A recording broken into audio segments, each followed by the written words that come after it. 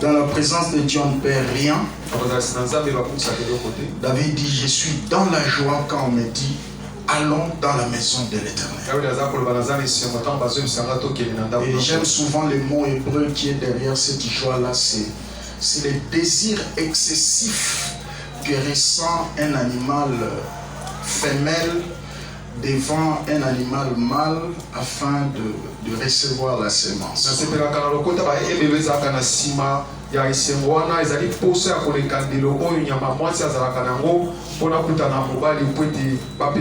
Et David se sentait comme une femelle qui a besoin d'une semence. Je suis dans la joie. Est-ce que tu es aussi dans la joie? Amen. C'est bien. Dieu soit béni. Je vois tous ces mondes qui ont voyagé, qui sont rentrés. Je vois Papa Nzebe qui est là, que Dieu le bénisse. Je viens de Kisangani. Amen. Et tant d'autres qui sont là et d'autres qui vont venir. Nous continuons notre championnat ce matin. Dieu bénisse tous ceux avec qui on a commencé dès le premier jour, d'autres qui nous ont rejoints au milieu.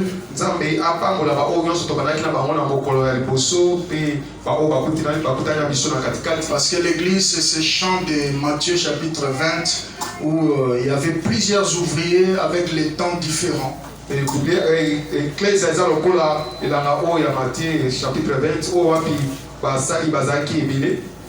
Chacun avec son temps. Il y a d'autres qui étaient venus à la 6e heure, d'autres à la 9e, d'autres à la 11e, ainsi de suite. Mais chacun avait un denier. Amen. Très important. Et surtout quand on tend vers la fin d'un programme comme ça, les bénédictions et les grâces se multiplient.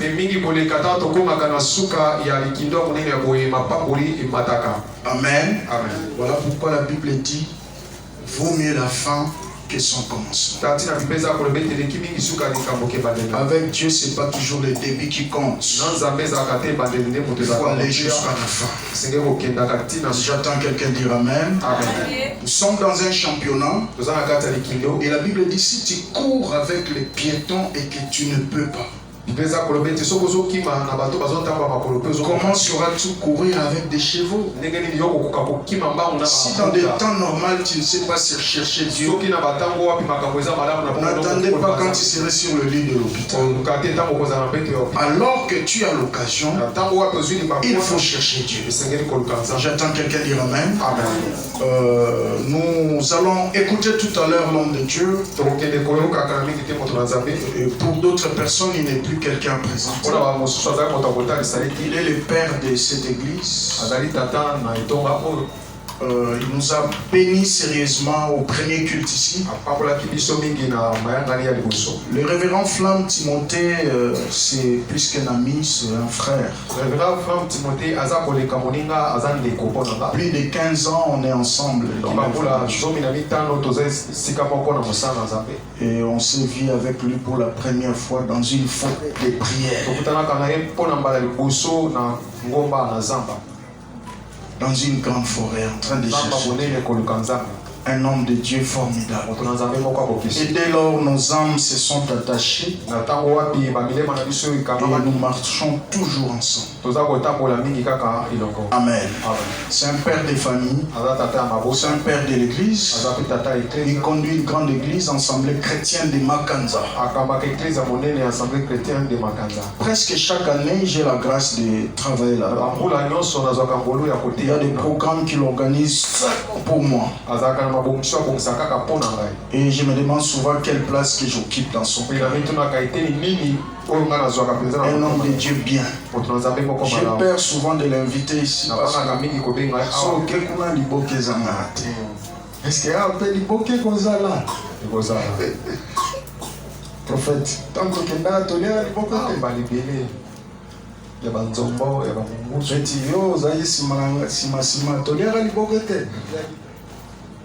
Un homme bien. Amen. Aujourd'hui, il était accompagné de son fils aîné biologique.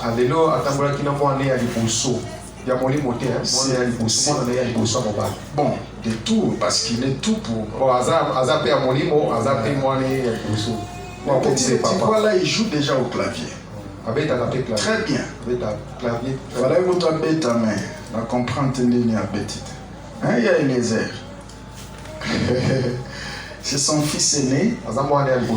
Il serait en 5e année des humanités maintenant. C'est quoi? Ça, c'est bon. La 5e année. Alors, le révérend Flamme est sérieusement marié. Le révérend Flamme a pas la il est gravement marié. Comme ça. Ce qui est dit aux hommes de Dieu. Nous sommes en train de recevoir le révérend Flamme sous vos acclamations. Merci. Merci beaucoup. Sur le vol en avant, alléluia. Amen. Azaka pe matumuli mingi. Moni makambasa, moni mama bandie. Baluko ba prophète ba yipa ba blu bato, c'est nzamba la kisinga chenet no les na nguma. Busu za na nguma, benga na nguma tikela na chenet no. Amen. Seigneur en appelle. Oh, tika ba merci. Amen. Amen. Que notre Dieu soit béni. Nzambe na biso apambolama. Prenons directement nos Bibles. Faibles en chair, mais nous sommes forts en esprit. Nous sommes dans une saison où nous sommes en train de nous ressourcer nous-mêmes aussi pour les autres. À cause de cette grande mission que Dieu nous a confiée. Prêcher l'évangile, c'est une responsabilité, c'est une charge que Dieu nous a donnée. Et le ministère n'est pas les chefferies. Ce n'est pas un pouvoir, mais c'est une charge, une responsabilité. Chaque temps, on est obligé de rentrer chez celui qui nous a appelés pour l'écouter. Écouter qu'est-ce qu'il veut pour son œuvre. Recevoir les instructions précises pour bien travailler. Amen. Que le Seigneur soit béni. Notre premier texte, nous sommes dans Exode chapitre 3, les versets 10 à 19. Et pour ceux qui écrivent, écrivez une fois pour toutes, comme ça nous allons expliquer. J'ai dit premier texte, nous sommes dans Exode chapitre 3, versets 10 à 19. Exode 3, 10 à 19. Et le deuxième texte, nous sommes dans Deutéronome. Chapitre 1, verset 1 jusqu'à 6e verset. Je m'en vais lire Exode, je lisais Deutéronome 1, 1, 6. Amen. Amen. Exode chapitre 3, verset 10 nous dit ceci, je lis au nom de Jésus.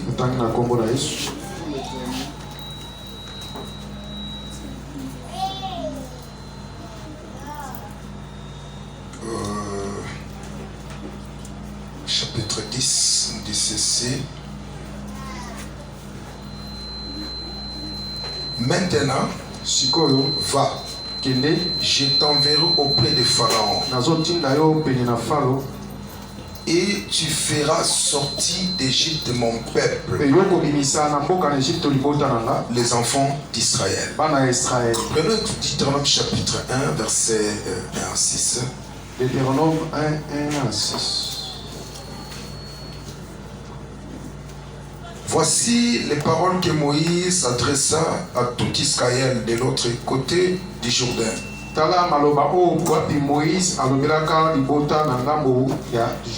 les Jourdains,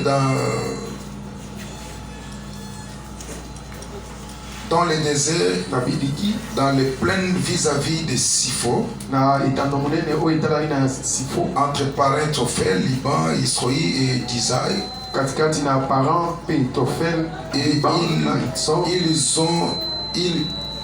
Il a 11 journées depuis Horeb par chemin. De l'autre côté du Jourdain, dans le pays de Moab, Moïse commence à expliquer cette loi et dit: l'Éternel notre Dieu nous a parlé à Horeb en disant: et vous avez assez demeuré dans cette montagne. Vous avez assez demeuré dans cette montagne. Tournez-vous et partez. Allez à la montagne des Amoriens et dans tous les voisinages, dans la plaine, sur la montagne, dans la vallée de Midi, sur la côté de la mer, au pays des Cananéens et au Liban, jusqu'au grand fleuve, au fleuve d'Ephratia. On peut célébrer le Seigneur par nos acclamations. Je vous en prie de reprendre vos places. Que le Seigneur soit béni pour ces grandes assises. Quand en 40 jours de championnat de prière, c'est pas tout le monde qui peut prendre part dans une championnat. On sélectionne des équipes de champions aussi. Alors tu es béni parce que tu es sélectionné parmi des champions dans ce championnat. C'est comme si quelqu'un ne comprend pas. J'étais en train de dire que nous sommes dans un championnat. Ce n'est pas tout le monde qui va prendre part dans un championnat.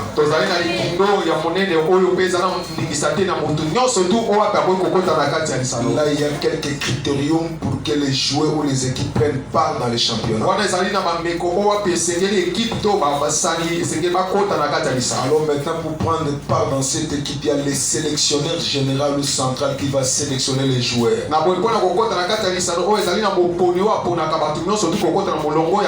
Je parle de cette sélectionneur, c'est Jésus-Christ de Nazareth.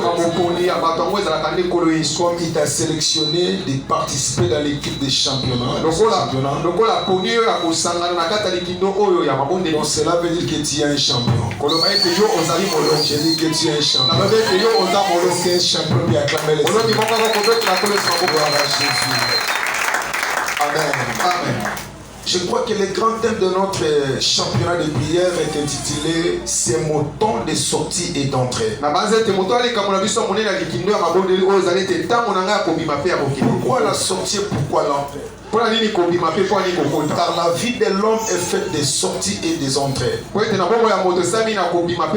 on ne peut pas parler de sorties et des entrées s'il n'y a pas une voie qui permet, ou une voie qui permet les accès, les entrées et les sorties. On peut parler l'entrée dans un endroit où il y a une porte. Également aussi la sortie. On n'entre que par la porte. Et on sort que par la porte. S'il n'y a pas la porte, on ne peut pas parler des entrées et des sorties. Oh, je suis en train de parler à quelqu'un. Oui, il y a une porte qui est devant toi. Cette porte est déjà ouverte. C'est déjà ouvert. Il faut que tu sortes de là où tu es, afin que tu vas là où le Seigneur t'attend. On ne peut pas parler aussi de partir s'il n'y a pas une destinée quelque part. Une destinée, c'est-à-dire il y a quelque chose qu'on a placé devant toi. Oh, je suis en train de parler à quelqu'un qui me regarde là. Il y a quelque chose qui t'attend là. Même si tu n'as pas touché ça au début de l'année, je suis en train de te garantir que ce mois touche à sa fin. Dieu va te surprendre. Je dis Dieu va te surprendre. Il ne finira pas seulement te surprendre, il va bouleverser tes calculs, il va bouleverser aussi tes pensées, et ton entourage aussi seront bouleversés. Si tu es là, reçois cette grâce. Je dis reçois la grâce là, au nom de Jésus. La Bible dit dans Exode chapitre 3, le verset 10, chapitre 3, 10 à 19. Dieu voulait faire une marche avec un peuple. Il s'est choisi un peuple lui-même pour manifester, pour montrer son existence aux habitants de la terre.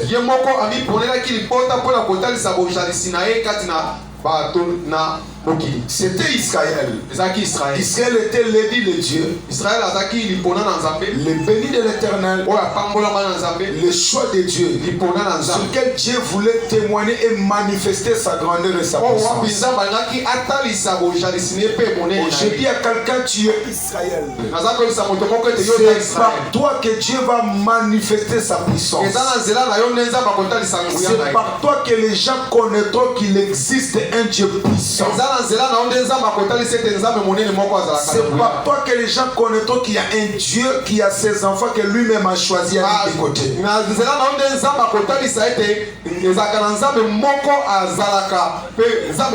Et Dieu a conclu l'alliance avec ce peuple à travers leur père Abraham.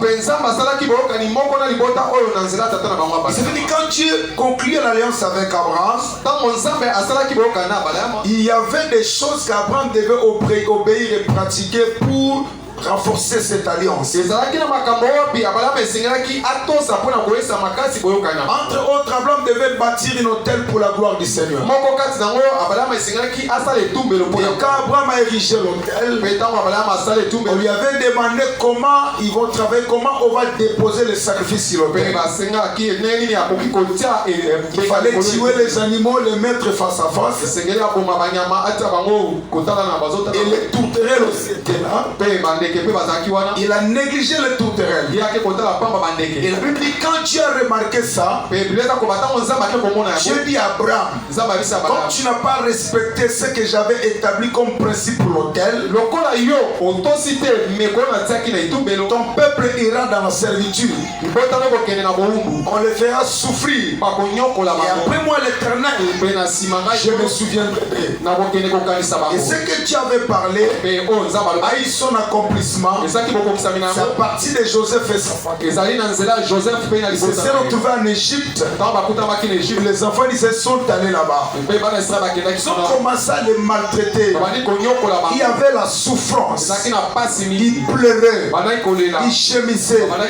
On les maltraitait tellement. Et ils ont commencé à crier vers Dieu. Et Dieu s'est souvenu. Il est allé apparaître à un homme au nom de Moïse.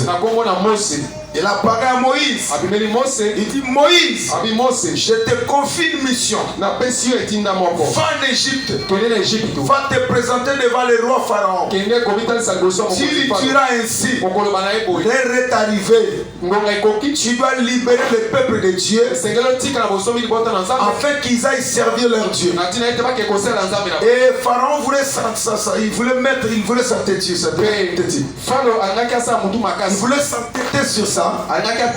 Et Dieu a insisté. Et quand Moïse s'est présenté devant Pharaon, il dit le Dieu des Hébreux m'a envoyé pour te dire qu'il va libérer son peuple. Parce que l'heure de la sortie était déjà arrivée. Il dit va dire à Pharaon, il va laisser mon peuple sortir. Sortir où? Sortir de l'Égypte. Pour aller où? Dans la terre où Dieu avait promis, c'était leur terre. Amen. Et Moïse est parti. Il a fait ce que Dieu l'avait dit. Et le peuple sortant dans l'Égypte. Pourquoi la sortie? Qu'est-ce qu'on appelle sortie? La sortie, c'est l'action de sortir. Action de sortir ou de quitter un endroit, une place, une situation, un état de choses pour atteindre ou arriver à une autre position. Amen. On ne peut pas aussi parler de la sortie s'il n'y a pas l'incarcération. Le verbe sortir, on le conjugue seulement si quelqu'un était incarcéré quelque part. Et s'il n'y a pas l'incarcération, on ne peut pas parler de la sortie. Quelqu'un qui est déjà dehors, il est là dehors, je ne peux pas le dire encore, sors! Non, il est déjà dehors. C'est vraiment inconcevable. Le mot ne va pas tenir. Parce qu'il est déjà dehors. Comme il est dehors, c'est pas important de dire encore sors. Là, tu vas le dire, viens. Venez te rejoindre. C'est comme ça. Les enfants d'Israël étaient dans la servitude. Malgré les promesses qu'ils avaient reçues de Dieu. Malgré tout ce qu'ils avaient écouté de Dieu. Ils se sont retrouvés dans la maison de servitude. Dans une nation qui n'était pas le leur. Et l'heure était venue. Je suis venu par là quelqu'un. Il y a un temps où Dieu fixe où des choses vont changer dans ta vie. Amen. Parce qu'il est écrit chaque chose à son temps. C'est-à-dire en d'autres termes, il y a le temps de commencement, il y a le temps où les choses doivent finir. Je suis venu dire à quelqu'un, ce n'est pas le temps où tu vas toujours continuer à demeurer là où tu es là. Il faut que tu quittes cette situation-là pour atteindre notre niveau. Ils devaient sortir. Ils étaient dans les souffrances. Ils devaient quitter. Et la Bible dit, quand Moïse a parlé devant Pharaon, la sortie est intervenue. Il sortait. Il partait là où tu avais prévu. Dans le pays où l'Éternel allait préparer pour toi. Amen. Amen. Tu es bloqué où? Et qui t'a bloqué aussi? Qu'est-ce qui ne marche pas dans ta vie? Est-ce que toute cette année, pour bien affronter la nouvelle année, il faut procéder à ce qu'on appelle le bilan de l'année. Même dans cette championnat de prière, pour comprendre que je vais sortir, il faut d'abord faire l'examen minutieux de ta vie. Qu'est-ce qui n'a pas marché toute cette année? Qu'est-ce qui a marché? Qu'est-ce qui n'a pas marché? C'est alors que tu vas maintenant chercher à changer de niveau, à quitter là où tu es pour aller dans une autre place. Sinon, la sortie n'interviendra pas. Si tu ne fais pas cette gymnastique que je viens de dire, tu vas commencer d'abord à t'examiner depuis le mois de janvier jusqu'aujourd'hui le 20 décembre. Qu'est-ce qui a marché? Qu'est-ce qui n'a pas marché? Et pourquoi ça n'a pas marché? Je me suis retrouvé où? Quand tu feras cet examen, c'est alors que tu vas comprendre si tu es dehors ou tu es dans l'incarcération. À ce moment-là, tu vas chercher la sortie. Qui me dit 3 fois Amen. Amen. Amen. Amen. Ils devaient sortir, quitter là où ils étaient. Oh bien-aimé, il y a des choses que tu dois laisser ça. Il y a des choses que tu dois te séparer avec ça.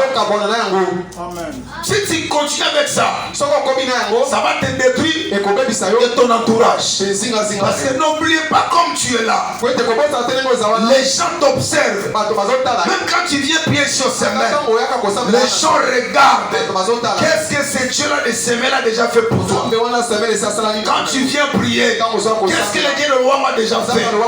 C'est pourquoi tu vas faire cet examen que je t'ai parlé ici. Pour comprendre s'il y a des choses que tu dois laisser, s'il y a des choses que tu dois changer. Et j'annonce à quelqu'un, le temps de changement est déjà là. Il faut que les choses changent. Même si toi tu ne veux pas, moi je le dis que les choses doivent changer. Voulu ou pas, que les démons ne veulent ou ne veulent pas, je suis venu t'annoncer, ta sortie est déjà là. On ne peut pas parler de sortie. La sortie est accompagnée avec le changement. Il faut que les choses changent. L'heure est arrivée, il faut que les choses changent. Le changement commence par la mentalité. Par la mentalité. Certains comportements, certaines attitudes, certaines habitudes que tu avais l'année passée. Tu venais à l'église en retard. Tu servais avec faiblesse. Et cette année, tu dois sortir dans ces choses-là pour aller en excellence. On ne peut pas parler de la sortie. Si on parle de la sortie, ça dit que quelque part, il y avait la bassesse. On doit quitter la bassesse pour atteindre l'excellence. Je dis à quelqu'un, tu dois sortir dans des choses médiocres pour aller dans l'excellence. Pour que les choses changent. On doit quitter les passés pour atteindre les choses parfaites. Reçois la grâce là au nom de Jésus. Les choses vont changer. Tout doit changer. Même un chef de l'État avant de mourir a dit ceci. Le chef de l'État Mobutu, à son époque, le fait président Mobutu. Je me rappelle un discours de 24 décembre, quelque chose, novembre, quelque chose comme ça, là-bas dans mon coin. Il a dit tout va changer, tout doit changer. À un moment dans la vie de l'homme, il faut que les choses changent. Amen. Il dit ils vont sortir. Sortir pour aller où? Pour aller dans leur terre. La terre promise. Donc Dieu en avait assez. Voir son peuple et le niveau ils étaient. Et vous allez voir dans Deutéronome chapitre 1, verset 1 à 6. Dieu a parlé à travers Moïse. Il dit va dire à mon peuple, ils ont longtemps demeuré dans cette montagne. Donc quelque part, Dieu était fatigué de les voir dans cette position. Dieu ne les attendait pas seulement au rêve. Le temps de rêve était déjà passé. Il devait aller à Sinaï, mais il demeurait toujours en le rêve. C'est-à-dire, il voulait toujours s'éterniser dans les anciennes expériences. Les anciennes expériences. Ils sont au Safela dans semelle. Quand vous semez le banana dans les étés pour nous, ils allaient au Safela. To crier, machin crier. To teya batu. Notre Dieu n'est pas seulement le Dieu du passé.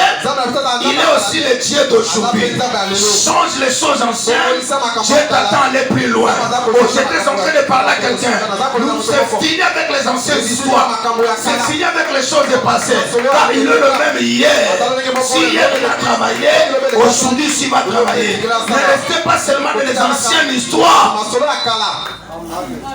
Sinon ça va fatiguer les gens. On n'a pas besoin des anciens discours, les anciennes expériences. Les gens ont besoin de voir ton aujourd'hui, ton présent.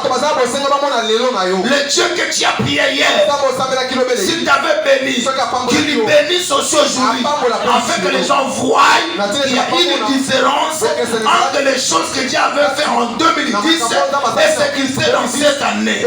C'est-à-dire là on parle de la gradation, des changements des choses. J'annonce à quelqu'un les choses vont changer. Je dis à quelqu'un ta vie va changer. Les choses ne resteront pas les mêmes. Sinon ça va même fatiguer Dieu. Il dit vous avez assez demeuré. En quelque sorte, il voulait les réveiller. C'est comme s'ils dormaient. Il croyait qu'ils devaient rester là. Dieu ne les entendait pas là. Non, ils devaient partir quelque part. Je dis à quelqu'un, Dieu t'attend quelque part. Là où tu demeures là, ce n'est pas ton lien prophétique. Les jours où tu atteindras ton lien prophétique, les choses vont changer. Tu ne forceras plus. Pourquoi tu forces? Parce que tu es dans les lieux où Dieu ne te retrouve pas là-bas. Ce n'est pas ta place. Voilà pourquoi tu dois sortir. On ne peut pas sortir si on se retrouve dans un endroit qu'on est coincé. L'endroit qui y a des choses indésirables.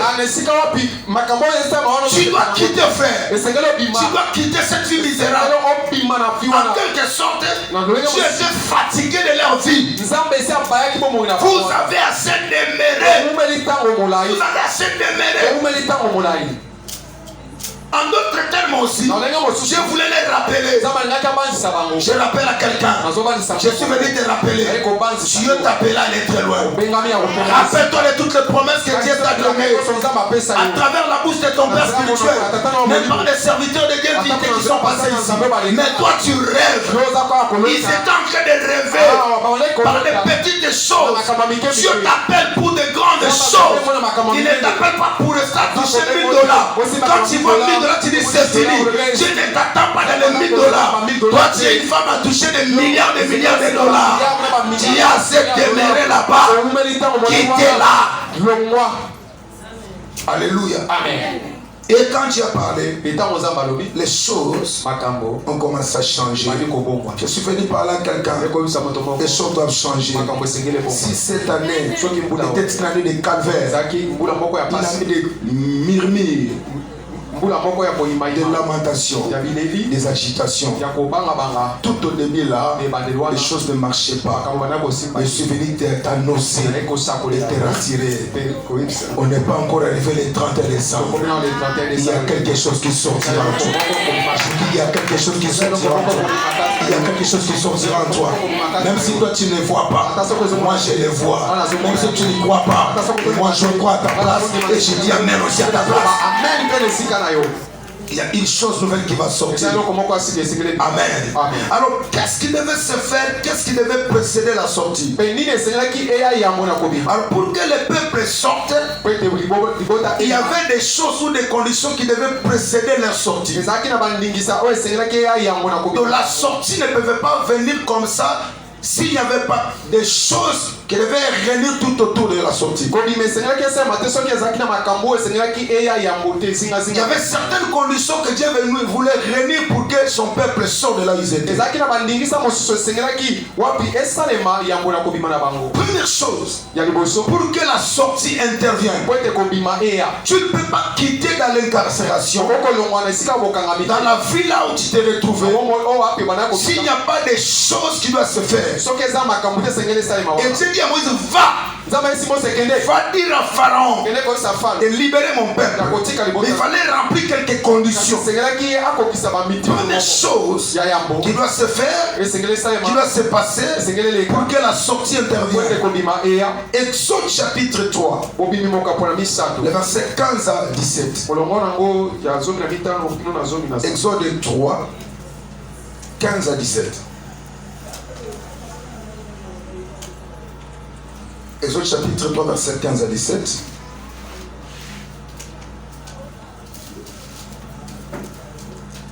Il n'y a pas un bon lecteur qui peut nous aider. Exode chapitre 3, verset 15 à 17.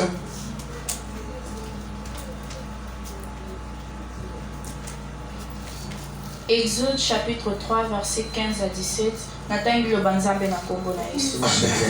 Dieu dit encore à Moïse, tu parleras ainsi aux enfants d'Israël. L'Éternel